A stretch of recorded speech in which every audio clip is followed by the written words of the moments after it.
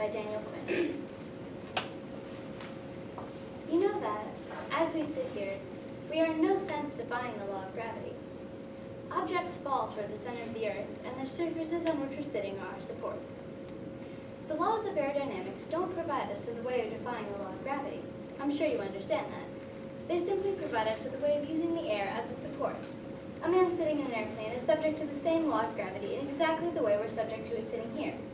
Nevertheless, the man sitting in the plane obviously enjoys the freedom we lack, the freedom of the air. The law we're looking for is like the law of gravity. There's no escaping it, but there is a way of achieving the equivalent of flight, the equivalent of freedom of the air. In other words, it is possible to build a civilization that flies. Let's suppose a trial is being made with one of those wonderful pedal-driven contraptions with flapping wings, based on a mistaken understanding of avian flight. At first, all is well. Our would-be airman has been pushed off the edge of the cliff and is pedaling away, and the wings of his craft are flapping like crazy. He's feeling wonderful, exhilarated. He's experiencing the freedom of the air. What he doesn't realize, however, is that his craft is aerodynamically incapable of flight. It simply isn't in compliance with the laws that make flight possible. But he would laugh if you told him this. He's never heard of such laws, knows nothing about them. He would point at those flapping wings and say, "See, just like a bird." Nevertheless, whatever he thinks, he's not in flight. He's in free fall. Are you with me so far? Fortunately, or rather unfortunately for our airman, he's chosen a very high cliff to launch his craft from. His disillusionment is a long way off in time and space. There he is, in free fall, feeling wonderful and congratulating himself on his triumph. He's like the man in the joke who jumps out of the 19th floor window on a bet, and as he passes the 10th floor, he says to himself, "Well, so far so good." There he is, in free fall, experiencing the exhilaration of what he takes to be flight. From his great height, he can see for miles around. But one thing he sees puzzles him. The floor of the valley is dotted with crafts just like his. Not crashed, simply abandoned. Why, he wonders? Why would anybody abandon their aircraft when they could be enjoying the freedom of the air? Ah, well, the behavioral quirks of the less talented earthbound motors are none of his concern. However, looking down into the valley has brought something else to his attention. He doesn't seem to be maintaining his altitude. In fact, the Earth seems to be rising up to meet him. Well, he's not very worried about that. After all, his flight has been a complete success up to now, and there's no reason why it shouldn't go on being a success. He just has to pedal a little harder, that's all. So far, so good, he thinks to himself, with amusement of those who predicted that his flight would end in disaster, broken bones, and death.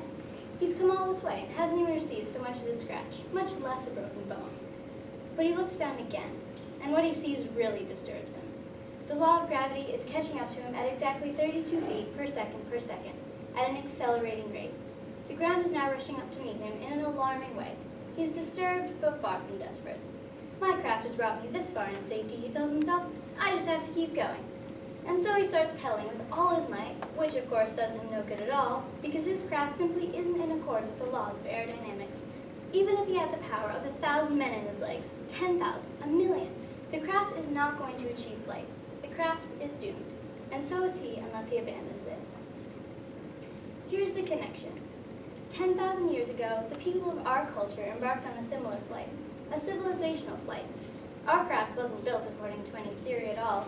Like our airmen, we're completely unaware that there is a law that must be complied with in order to achieve civilizational flight.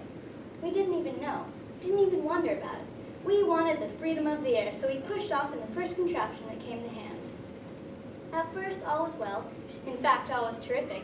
We were pedaling away, the wings of our craft were flapping beautifully. We were feeling wonderful, exhilarated. We were experiencing the freedom of the air. Freedom from restraints that bind and limit the rest of the biological community. And with that freedom came marvels, all the things we have now. Urbanization, literacy, technology, mathematics, science. Our flight could never end. It could only go on, becoming more and more exciting.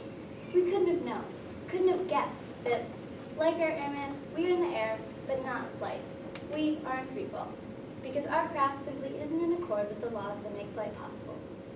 But we keep pedaling away and having a wonderful time. Like our airman, we see strange sights in the course of our fall. We see craft very much like our own. Not crashed, simply abandoned.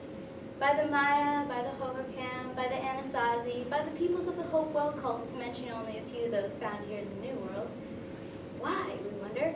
Why would any people prefer to be earthbound when they could be enjoying the freedom of the air as we do, It's beyond comprehension, an unfathomable mystery. Ah well, the vagaries of such fools are nothing to us.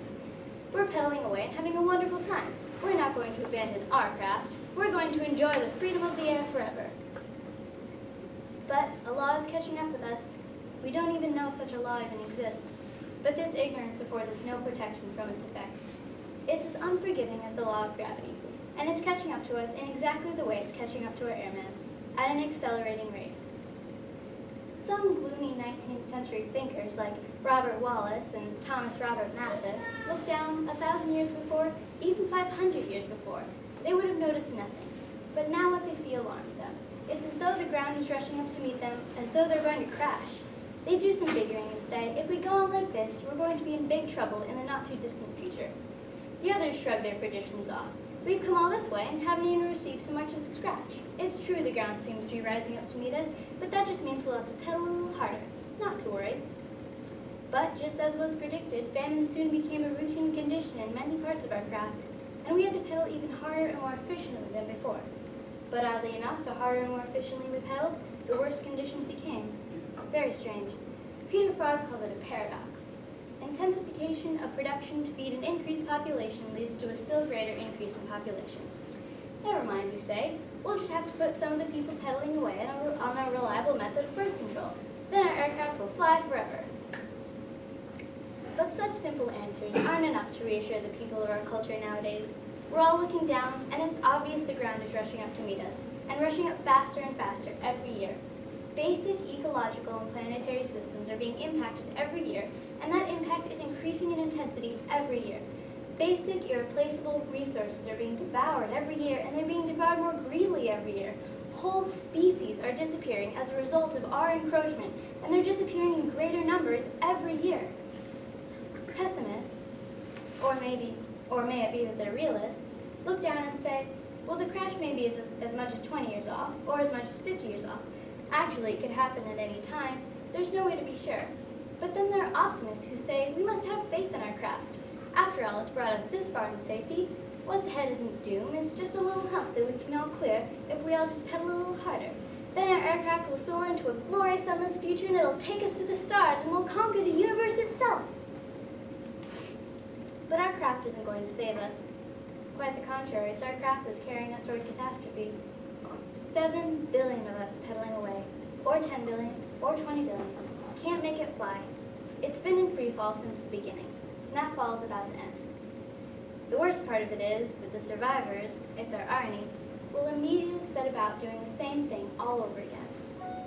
Trial and error isn't a bad way to learn how to build an aircraft, but it can be a disastrous way to learn how to build a civilization.